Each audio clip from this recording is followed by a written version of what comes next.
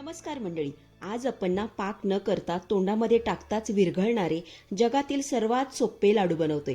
एकदा अशा पद्धतीने बनवलेत ना तर नेहमी लाडू बनवण्यासाठी हीच पद्धत वापराल हे मात्र नक्की. पेढ्यांप्रमाणे मौसूद, चवीला अप्रतिम. रेसिपी आवडल्यास एक लाईक नक्की करा. चला तर मग वेळ न घालवता लगेचच रेसिपीला सुरुवात करूया. त्यासाठी इथं मी एक वाटी भरून साखर घेतलेली आहे. आता सर्व साहित्यानं आपल्याला एकाच वाटीने मोजून घ्यायचं आहे. म्हणजे तुमच्या घरामध्ये जी वाटी असेल ना ती वाटी सेट करायची आहे आणि त्याच वाटीने सर्व साहित्य मोजून घ्यायचं आहे.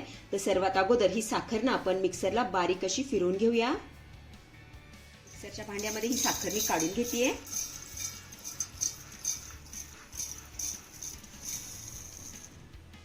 त्यानंतर 4 ते 5 सोललेल्या वेलच्या यामध्ये घालूया. नंतर याला झाकण लावून मिक्सरवरती बारीक असं फिरून घ्यायचंय.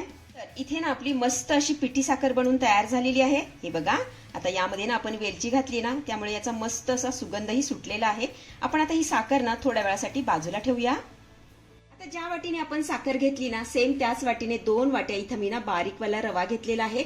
शक्यतो आपल्याला बारीकवाला रवाच इथे वापरायचा आहे. तर सर्वात अगोदर हा रवा ना आपण भाजून घेऊया. गॅसवरती ना मी जाडबुडाची कढई ठेवलेली आहे. शक्यतो आपल्याला जाडबुडाच्या कढईचाच इथे वापर करायचा आहे. आता यामध्ये ना आपण हा रवा घालूया.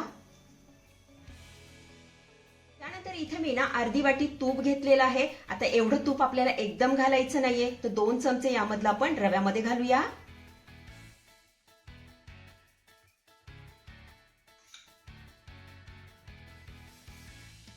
काय करायचंय, गॅसची फ्लेम ना आपल्याला एकदम लो करायची आहे आणि लो फ्लेम वरती हा रवा ना मस्त असा खमंग खरपूस भाजून घ्यायचा आहे. हा छान असा मिक्स करून घेऊया. एक लक्षात ठेवायचंय, रवा भाजत असताना गॅसची फ्लेम ना आपल्याला कुठेही वाढवायची नाहीये. अगदी लो फ्लेम वरती हा रवा ना छान असा भाजून घ्यायचा आहे. तर आपला रवा इथे छान असा भाजून होतोय. तोपर्यंत तुम्ही चॅनलला अजूनही सबस्क्राईब केलं नसेल तर सबस्क्राईब करून घ्या. आणि हो, रेसिपी आवडल्यास लाईक करायला विसरू नका. तर इथे ना 8 ते 9 मिनिटं झालेली आहेत आणि आपण हा रवा जसा भाजतोय ना तसा मस्त असा फुलून येतोय बघा. हे बघा, आता काय करायचं, यामध्ये ना आपल्याला उरलेलं सगळं तूप घालायचंय.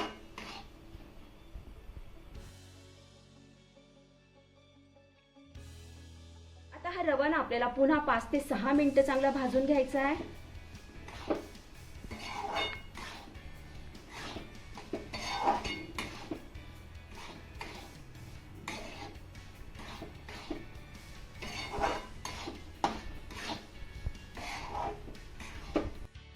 सुरुवातीपासून तर आतापर्यंत 12 ते 13 मिनिटं झालेली आहेत आणि इथे तुम्ही बघू शकताय रव्याचा थोडासा रंग बदललेला आहे.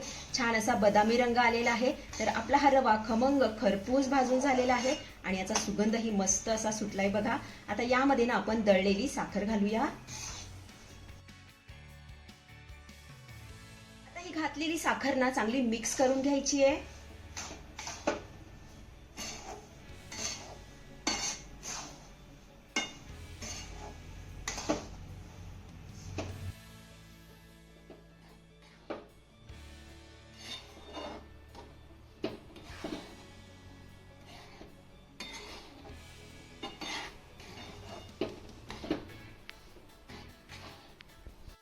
साखर रव्यामध्ये चांगली मिक्स करून झाली की गॅस लगेच आपल्याला बंद करायचा आहे आणि हा रवा ना अशा पद्धतीने आपल्याला सेट करून घ्यायचा आहे.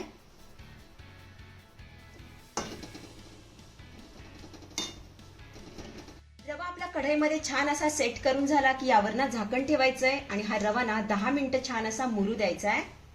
10 ते 12 मिनिटं झालेली आहेत. यावरचं मी झाकण काढतेय. तर आपला हा रवा ना छान असा मुरलेला आहे. आता हा रवा ना आपल्याला मोकळा करून घ्यायचा आहे. बघा, अशा पद्धतीने याला मोकळा करून घेऊया.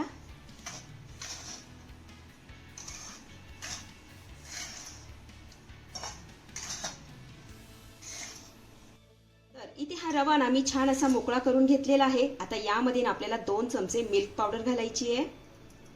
आता ही मिल्क पावडर घालणं ना पूर्णपणे ऑप्शनल आहे, नाही घातली तरी सुद्धा चालेल. आता ही घातलेली मिल्क पावडर आपल्याला चांगली मिक्स करून घ्यायची आहे.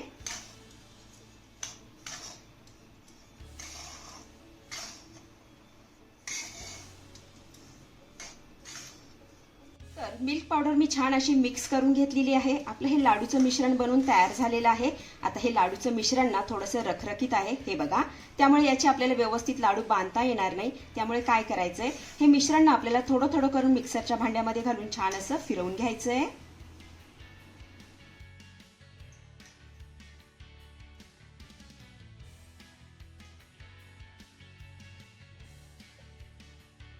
रव्याचं मिश्रण आपण मिक्सरला फिरवून घेतलं, त्यामुळे तुम्ही इथे बघू शकता याला मस्त असं बाइंडिंग आलेलं आहे, हे बघा. आता अशाच पद्धतीने आपण सगळा रवा मिक्सरवरती फिरवून घेऊया.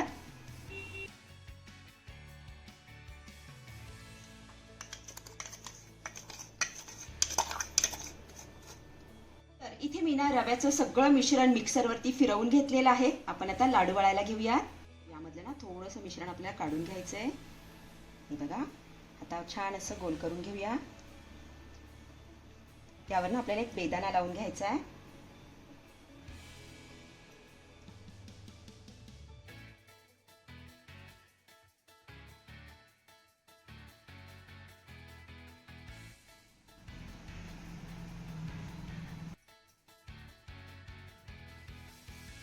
तर इथे तुम्ही बघू शकताय मस्त आपला हा लाडू वळला गेला आहे, हे बघा. आता अशाच पद्धतीने आपण सगळे लाडू वळून घेऊया.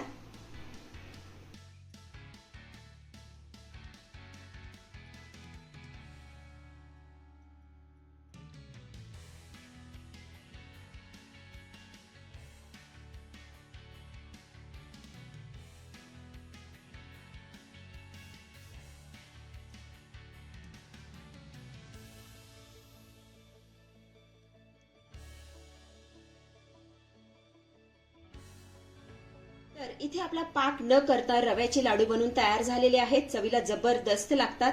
अतिशय साधी आणि सोपी रेसिपी आहे, नक्की करून बघा.